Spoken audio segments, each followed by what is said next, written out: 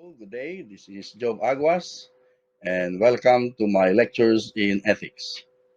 And today I am going to discuss Thomistic ethics.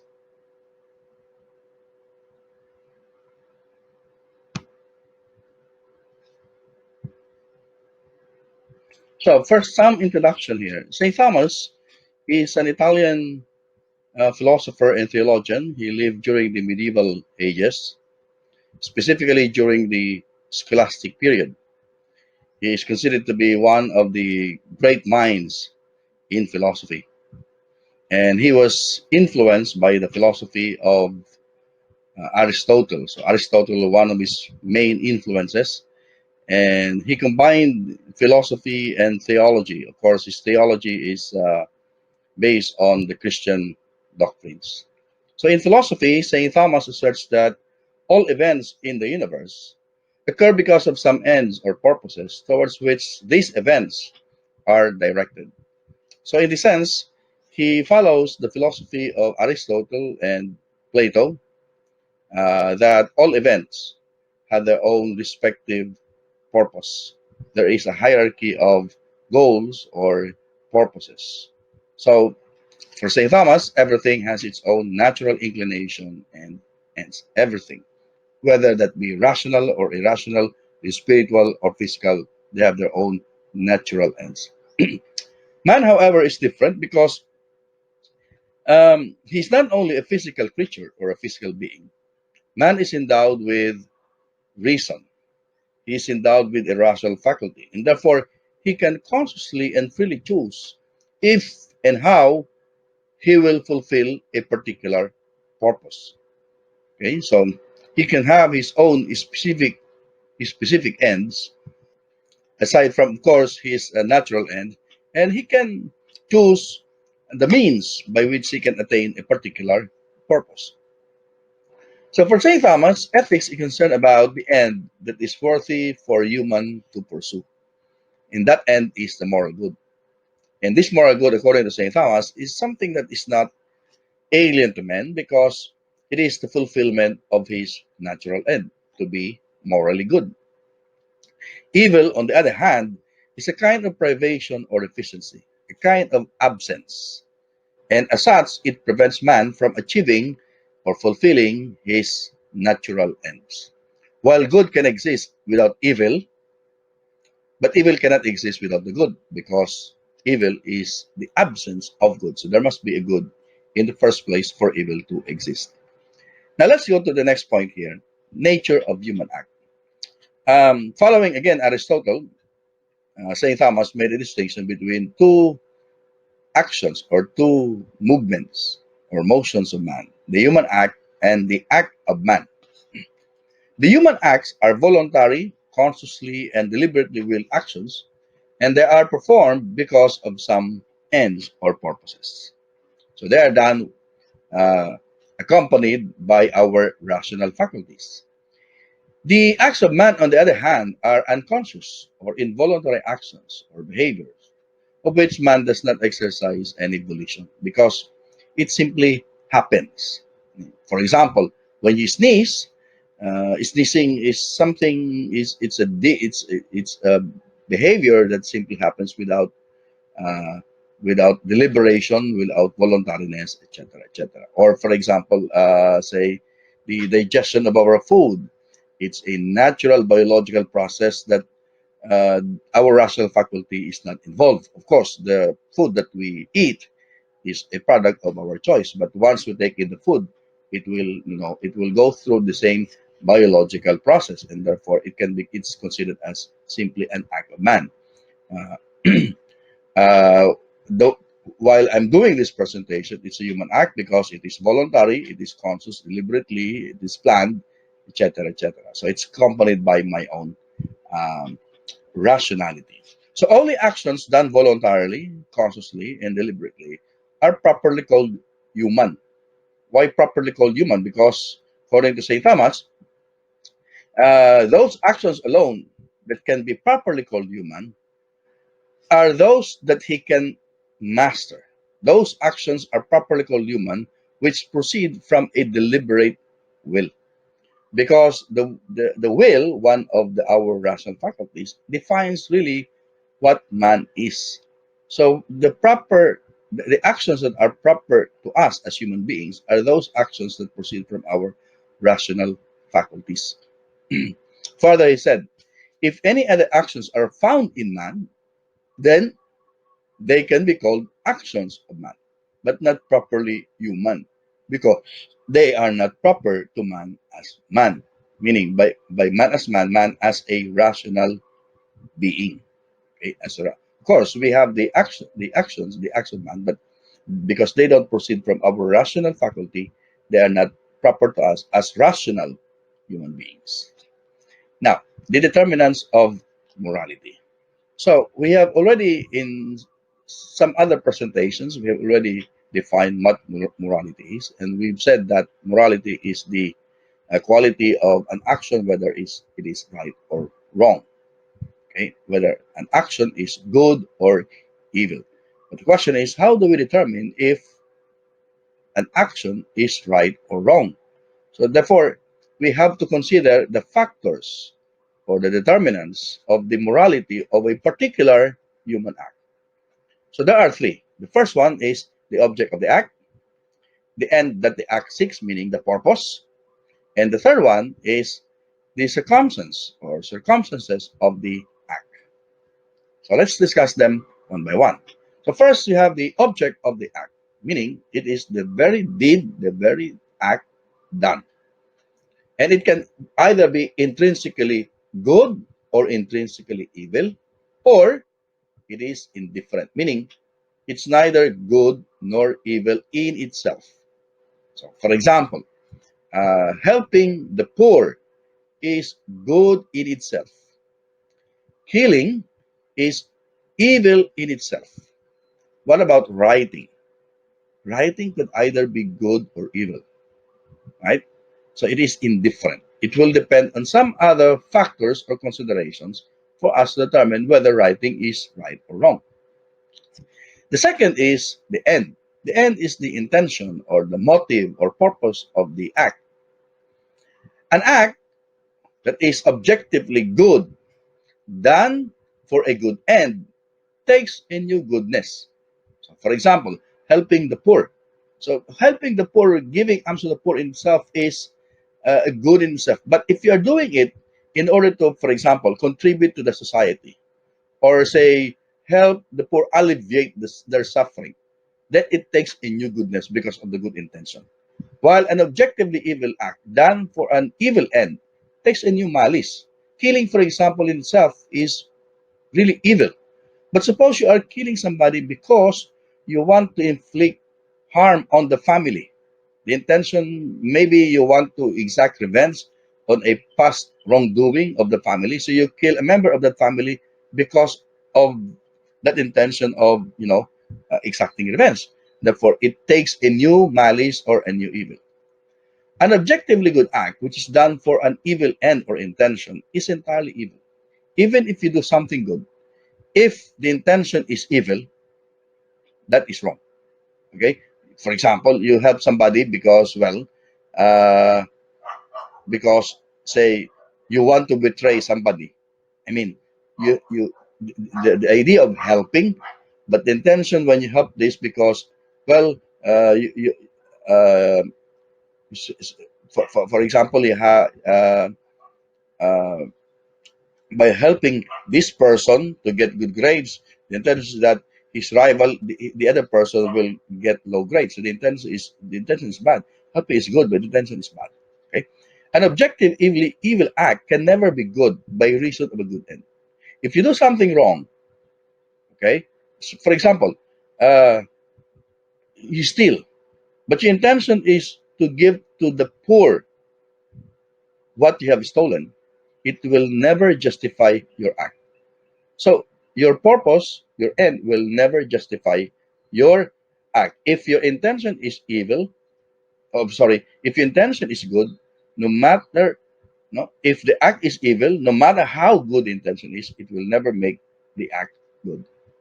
An act that is indifferent becomes good if it is done for a good end, or evil if it is done for evil ends. So, for example, you are writing because, say, you want a very nice, a letter reminding people about, or you, like, say, for example, you post on Facebook and you want to remind people about that we have to be mindful, of what we do, that we have to be considerate about the people.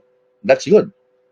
What about you write because you want to spread fake news, all right, or you want to deceive people, or you just want to sow confusion. So the indifferent act of writing becomes evil because of your evil intention. Now let's go to the third one. The circumstances. These are the conditions which affect the act. So the first one would be the person. So who did the act? Okay, to whom it was done. Right. So, like for example, say in the case of sexual intercourse, it matters a lot who do the act, because if it's done between married people, then it's a good act. But if the couples are not unmarried, then it's a wrong act. Okay. Second is the place where the act was done or committed. Let's say praying is right, right? Praying is good. But suppose you do it in a place where it's not really intended to pray. I mean, you pray loudly, for example, in the marketplace. Doesn't sound good, right? Or say eating is right, but you are eating inside the class while the class is going on. So the place is not the proper place to eat. Right? The means or the instrument. What means was the act done? So say you give alms to the poor, but the money you give to the poor is a money that is stolen. So that will affect the morality of the action. Of course, if you are giving money to the poor based from your own pocket, then it's a good act. The quality or the quantity. What was the extent of the act? I mean, for example, there's a difference between stealing 100 pesos and stealing 1 million pesos. Of course, both are stealing, but the circumstances are different because of the sheer amount or quantity of what you have stolen. Next, the manner. What disposition was the act done? So again, thinking about an evil action, killing, for example, but the manner in which the person murdered somebody will still bear on the the morality of the act. Okay, or for example, let's give a good example. Let's say you want to help other people, or maybe you want to help your friend. No? You want to help your friend, but in the manner in which you help him, for example, he gets embarrassed because of the manner by which you help. For example, you want to correct your friend, but the words that you use are not appropriate, then the manner and the words that you use will affect the morality of the action. And then the time. When was the act done or committed? Um, Sleeping is okay, but if you sleep during the class, that's not okay because it's not the time for sleeping. Now, here are some basic principles affecting the morality of our actions based on the circumstances. An indifferent act becomes good or evil by reason of its circumstance. Okay? So again, writing may be indifferent, posting something on Facebook may be indifferent, but the circumstances may affect the goodness or the evilness of the action. A good act may become evil by reason of its circumstance. So again, I cited, for example, you want to help your friend, you want to give advice but by the manner you give the advice is bad. It can become evil. Right? And an objectively evil or good act may become worse or better by reason of circumstance. And an evil act can never be good by circumstance. An evil act, no matter how positive the circumstances are, no matter how good the intention is, it will never be good. A circumstance which is gravely evil destroys the entire goodness of an objectively good act. So you are doing something good, but if the circumstances is grave, it will destroy the the goodness of the action. Circumstance which is evil, but not gravely so, does not entirely destroy the goodness of an objectively good act. Okay, so for example, well, you have the right intention to, to give advice, but the circumstance is not really grave, and therefore it does not really destroy the entire goodness of the act. Now let's go to the next point: law and conscience as the norms of morality. The question here is: yes, there are determinants of morality, but what would be the standards by which we can say this action is right and this action is wrong? There should be standards, and these are the norms of morality. So there are two: law and conscience. So something is bad if it does not conform to the law. It is good if it conforms to the law. It is bad if it does not follow your conscience. It is good if it conforms to your conscience. So we're going to discuss these two. Now, there are two parts of the moral act: the subjective part, meaning from our own, which are the freedom of the will, and the free volitional act. On the other hand, there is the objective part of morality, the conformity of our action or volition to the norms of morality. So there is a subjective, what we do, our free will, and there is the objective, and these are the norms of morality. So the norms are the objective norms of morality. So let's start with conscience. We call this the subjective norm. Why subjective? Because conscience is within us. It is in the subject. It is in man, inside man, right? It is the last judgment of practical reason about the morality of a particular act. So when you talk of conscience, we're talking of a specific action, okay? Specific action. Like for example, are you going to get this food or not? Are you going to get money from the purse of your father or not? That's a particular act. Okay. Now, why call it the last judgment of practical reason? Practical reason is the aspect of our reason that tells us whether something is right or wrong. Okay. So, of course, uh, our reason will tell us that stealing is bad and giving alms to the poor is good. But when you say conscience, it is the last judgment. At the very moment when you're supposed to do a particular act, conscience tells you, don't do that because that is wrong. So when you're just about to, you are thinking of, I'm going to get 100 pesos from the wallet of my father. Your conscience tells you to do that. That is right. That is not right. That is wrong. Or for example, in the exam is very difficult, and of course you're trying to look at the paper of your classmate, and your conscience tells you, oops, don't do that. That's bad. So the conscience is always the last judgment. Okay. And that can also be called a synthesis because that is an inner voice that tells us whether something is right or wrong. So in Christian ethics, it's called the inner voice of God. It's an inner voice that tells us whether an action is right or wrong. Okay. Now let's go to the law. The law is defined as an ordinance of reason for the common good, made by him who has the care of the community. Right. So it's an ordinance of reason, and we have reason so we can promulgate laws. Okay, the purpose is for the good.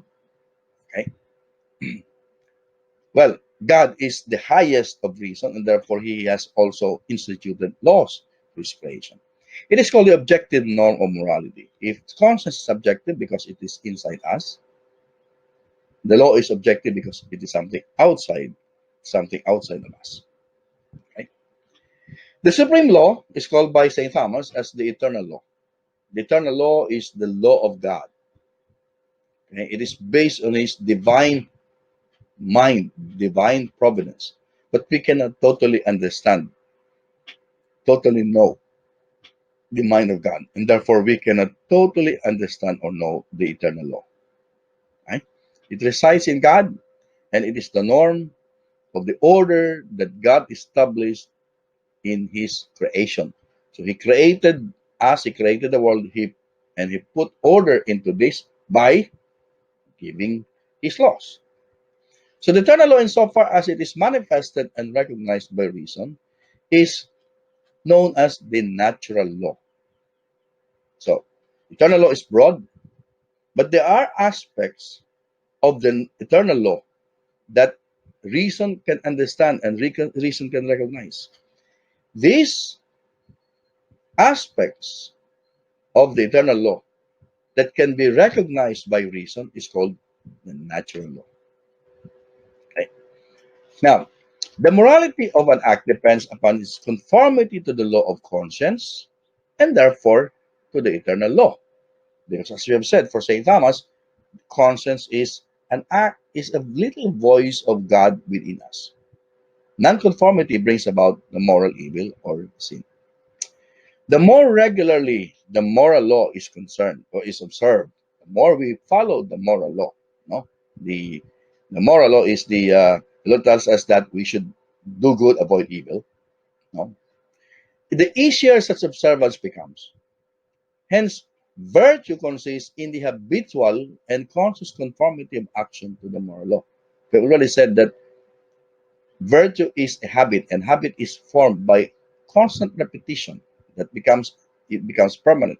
So, if we always observe the law repeatedly, it becomes habitual, and therefore it will be easy for us to follow the moral law. The natural virtues for Saint Thomas, following Aristotle, are of course prudence, temperance, fortitude, and virtue. Prudence here is similar to wisdom of Aristotle and Plato. Now let's go to the eternal and the natural laws.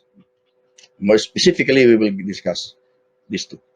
The natural law in morality is the natural guidelines or precepts that we need to discover and follow. Okay? So, St. Thomas said that human nature is basically the same from culture to culture because there is a universal, for him, he believes that there is a common human nature, right? And therefore, throughout history, human nature from no difference in human nature from culture to culture. And therefore, the precepts of the natural law are universal and evident to reason. All of us are rational beings. We have reason, and therefore, all of us can, to some extent, understand the natural law, regardless of the differences in culture or even in religion. The real good is always in accord with reason, which means that it is always in conformity to the natural law of morality. So, St. Thomas shows that by reflecting on what is in accord with nature and our natural inclination, we can derive certain moral principles. Right? We can derive certain moral principles, regardless of the differences in culture. First, there is a natural tendency among all people, all creatures, to preserve their own life. Self preservation is something that is common to all, regardless of the differences in culture and religion. Hence, killing whether another person or oneself is against the natural law. Okay. Second, all animals, man included, seek to preserve their own species and care for their own offspring. Okay. So all animals, and we are the highest of the animals, we, as much as possible, we take care of our offspring. Okay. But man is different because man requires not just biological or emotional nurturing of children, like of course in the case of the animals, but we also educate and help our offspring, our children, achieve their potentials because we are rational human beings. Third, since man is higher than the brutes, man has an inclination to fully realize, fully develop his rational and human capacities. That's common to all. Okay? And therefore, man has an obligation to pursue the true, which includes the knowledge of God, and to follow all the precepts necessary for a harmonious life in the society. Now the question is, how come some men do not, sorry, do not agree with the natural law? According to St. Thomas, because some men are blinded either by passion, by bad habits, or by ignorance. The person who is unaware of the natural law is like a color-blind person. A color-blind person who has limited capacities and cannot perceive reality correctly. The moral law, that is the natural law in morality, is an expression of God's eternal law. The moral law is not based on the arbitrary and voluntary decision of God, but an expression of the divine reason, okay, which is rooted in God's nature. So it's part of God's providence. Okay? Since God's nature is not arbitrary, then neither is the moral law. Because the moral law as a law is always ordained towards the good. Four ways in which God's laws is manifested. First, in each case, the law is rooted in the rational order that God created. So first, there is the eternal law, the rational order that the creator of the universe, God, established for his creation. So first, there is the eternal law. All his creations are subject to this law. The physical or the natural and spiritual creatures follow this law. But the problem is that our mind is limited and therefore we cannot fully comprehend the eternal law because it is it encompasses the mind of God, and we cannot, of course, read the mind of God. So, although all nature follow the law blindly, it is only the rational, meaning man, who can understand and reflect upon the moral dimension of the eternal law. And the rational or man alone can obey or disobey it because of our free will. The second manifestation of the law of God is in the natural law or the law of God that is available to reason, meaning that can be comprehended, understood by reason. And this is what governs human moral behavior. The natural law guides us insofar as we are natural and social creatures. Through this law, we're able to form moral character and develop the natural virtues like temperance, justice, courage, and wisdom. So, because the nature is available to everybody, therefore everyone can develop the natural virtues. Everyone can be temperate, everyone can be just, everyone can be courageous, everyone can be wise. The third manifestation of God's law is the divine law, the law given to man through revelation. Now, here we make a distinction between the people in general and those people who receive divine revelation. And Saint Thomas was pertaining here to the Christians, meaning, of course, not just the Christians, but the Hebrew, the Jews, because they receive revelation. So the Jews and the Christians, they received revelation, and therefore they were given the divine law. If we want to extend the interpretation of the divine law and revelation, well, we can also say that the Muslims, because of because God revealed Himself, Allah revealed Himself also to Muhammad, and therefore they also received revelation, and therefore they are also were given the divine law. So the divine law goes beyond reason and the natural law and guides man in achieving eternal happiness. In following this law, the natural virtues that is common to all are surpassed by the religious or theological virtues of faith, hope, and love. So, unlike the natural virtues, the theological virtues can only be attained through the workings of God's grace. And of course, you can only receive God's grace if you have the faith. Okay, so for St. Thomas, as for St. Augustine, faith is very important because if you have faith, then you're going to receive God's grace and therefore you can develop the theological virtues. The fourth, of course, is the law that is instituted by man himself, the human law, instituted by the government. So you have the civil laws instituted by the government. If such law is in conformity with God's law, then it is legitimate, and therefore obeying these legitimate laws, means obeying God's law. And of course, We know that some of our laws are not legitimate. Okay, they are not legitimate. So I'm going to end this presentation with this beautiful quote from Saint Thomas. He said, and I quote, "Happiness is secured through virtue. It is a good attained by man's own will." End of quote. Saint Thomas. Meaning we can will our own goodness. We can will our own happiness. And the means to securing that happiness is through the virtue. The natural virtues of justice, temperance, courage, and wisdom, and the theological virtues of faith, hope, and love. So thank you very much for listening. I hope you have learned a lesson or two from this presentation. And please be safe and God bless.